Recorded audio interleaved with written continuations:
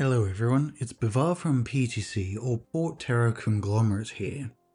We're here with our latest video to give you an overview of a drop-dead gorgeous dropship. The one, the only, the Anvil Valkyrie.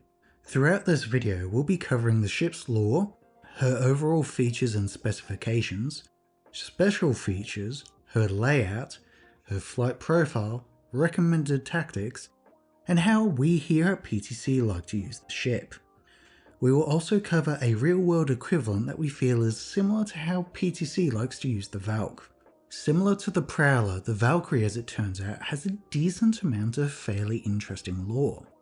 Unexpectedly for a military ship, the Anvil Valkyrie was created before any sort of criteria for a new dropship had been issued. Anvil had managed to cement its reputation as the go-to supply for military contracts and private combat spacecraft by this time. As such, it had built up quite a nice little war chest. This was bolstered by the very successful launch of the civilian-grade Hornet. With this in mind, Anvil was now ready to start looking at riskier projects, and to hopefully be less dependent on government contracts. In the year 2802, Anvil Aerospace personnel booked 3 weeks of processing time on the Levendusk supercomputer on Terra. This was done to run large-scale wargaming simulations and identify gaps in both UEE and militia fleets. Anvil hoped by being proactive in this case they'd gain the leg up on the competition. The UEE often made use of wargaming itself for propaganda and training purposes.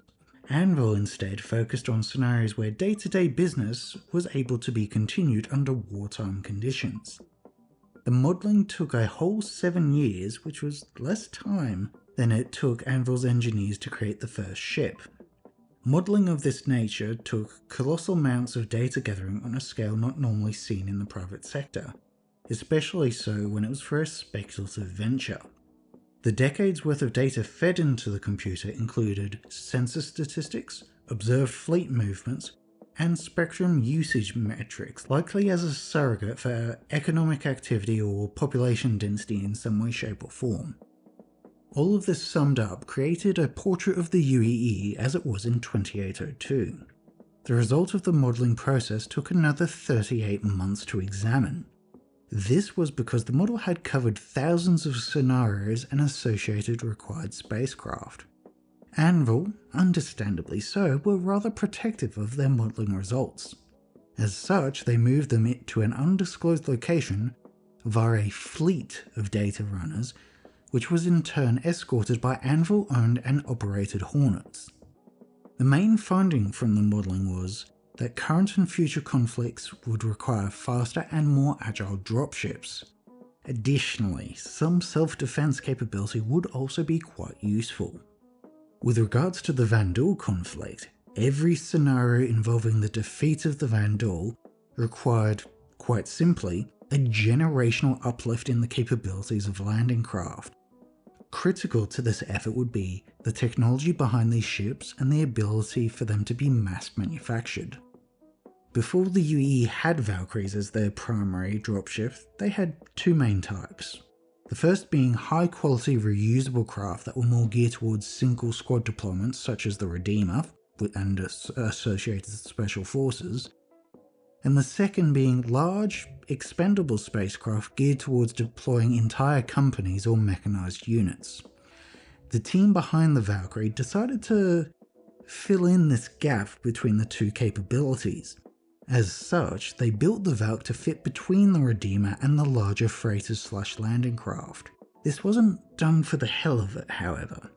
The UEE itself was transitioning its planetary landing doctrine to one focusing on mass attacks with a rapid delivery of additional firepower.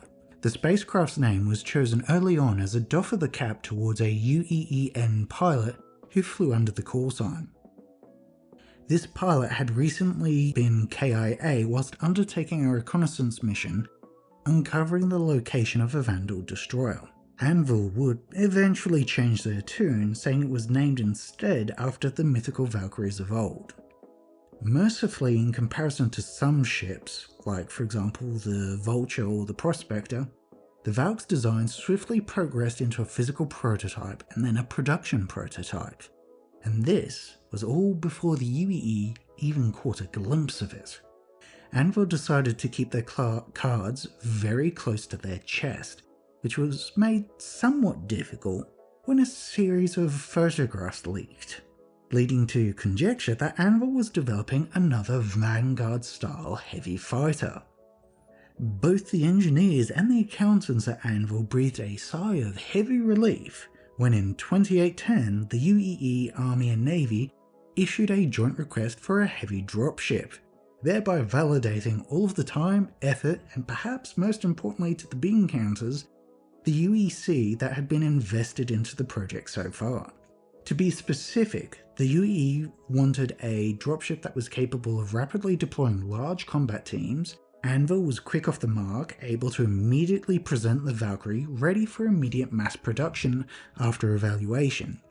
A slightly adjusted no-bid contract followed, with Valkyries then flying off the production lines from 2812. Whilst the old girl hasn't been used in a planetary invasion as of yet, she has seen a fair bit of usage on the frontier by both militias and police. Civilians got their turn in 2948 with the release of the demilitarized variant, but the ship having been developed on Anvil's own dime, they were freer than with past designs to adapt it to civilian use. The only real edits being the removal of certain fittings meant for classified UEN equipment. The changes being minor, they were even able to produce them on the same factory line as the mil-spec ones. Militias and police on frontier worlds praised her ability to carry a small armoured vehicle as well, this being a significant upgrade over smaller gunships previously used in the role, which was very keenly appreciated by the Marines of the 6th Platoon. This group deployed recon groups with Tumble Rovers during rescue operations on Lear 2. She is also very much valued by those same parties for her ability to bring a not insignificant amount of firepower to bear. The ship itself is well loved in military circles and known as the best way to travel by the rank and file, doubly so when the landing zone is less than friendly. The craft's performance has seen orders increase every quarter, and if sales patterns hold, Anvil is having to look at doubling the production every year for a good while yet. Additionally, the company is needed to establish factories on 5 worlds to keep up with demand as it is. As a final unexpected turn of events for the Valkyrie, she has also found unexpected popularity with prospectors and explorers on various survey teams. This is thanks to her ability to sustain and deploy a ground vehicle on rough terrain, which naturally greatly speeds up surveying, allowing a single work team to cover multiple sites with relative ease, and some might even say simultaneously. She has a length of 46.5, a beam of 35, and a height of 12. In terms of components, you'll find she's rocking dual size 2 power plants, dual size 2 coolers, and dual size 2 shields, as well as a size 2 quantum drive. In terms of weapons, she's rocking dual size 2 pilot guns, dual gun size 3 turrets top and bottom, and she also has size 3 remote wing turrets with fantastic arcs, with single size 1 door guns restricted to arcs focusing to the ship's 7 and 5 o'clock. You'll find she's rocking the standard amount of countermeasures. In terms of the ship's special features, generous turret coverage is able to cover pretty much 360 degrees around the ship and support deployed infantry and vehicle, although I will state the bias is towards the front 270 degrees more or less. Her wing gun firing coverage is to the left 180 degrees, right 12 degrees, with it being reversed for the right hand mounting, able to elevate to 80 and depress to 45, same for the right hand turret. Her top turret firing arcs are 360 on the horizontal, and 43 in elevation and -6 in depression to the front, -4 depression to the 3 and 9 o'clock, and -4 to the rear. Her bottom turret, of course, also features a 360 horizontal firing arc, with the bottom turret's firing arc being 360 on the horizontal, able to aim 11 degrees up above the horizon to the front, 3 o'clock and 9 o'clock, though it does have significant issues aiming up over the horizon to the rear of the ship, understandably. This turret, however, is also able to aim 85 degrees down, making it fantastic for supporting infantry. She is also able to carry 20 embarked troops, plus a mix of up to 30 SU of cargo, or a variety of rover or bike-sized vehicles. She has fantastic VTOL performance, much like the Cutlass, and also features fast rope deployments on the sides, although these are for decoration at the moment. The Valkyrie has a fairly simple layout overall, split over 2 levels. Entering up the rear ramp, we enter via the cargo/vehicle bay, complete with the deployable vehicle stop. To the left and right we have the 2 door guns with exit steps, and it should also be noted that you can mantle into the ship through these doors. We also see 2 doors leading to both of the troop bays, each featuring 10 seats each with gun racks.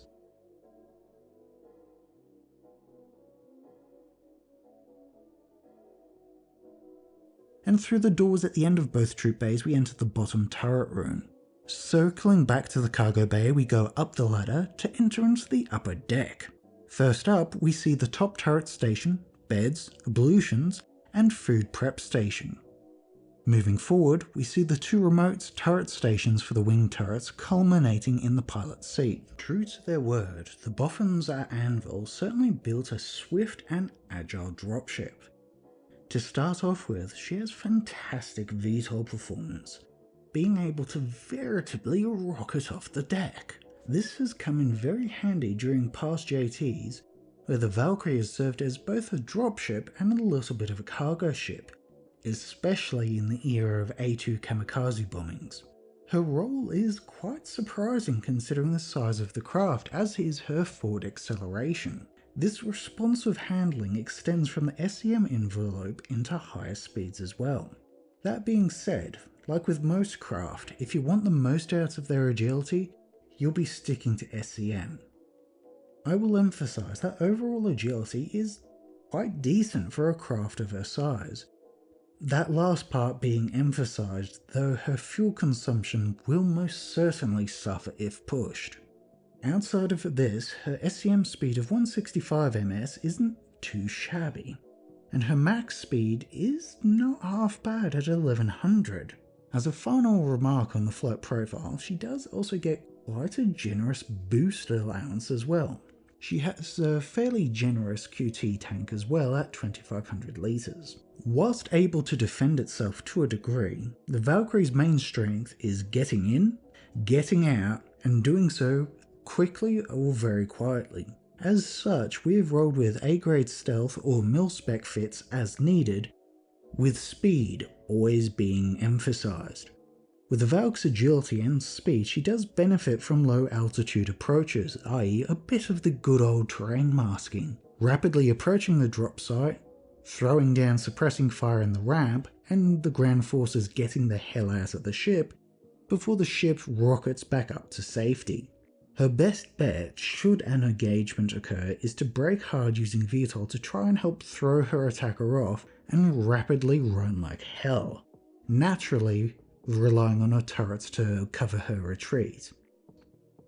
As for her claim times, you'll find her standard is 1652, expedited 5.5 minutes, and the expedited cost is a princely 8,440-ish, at least as of now.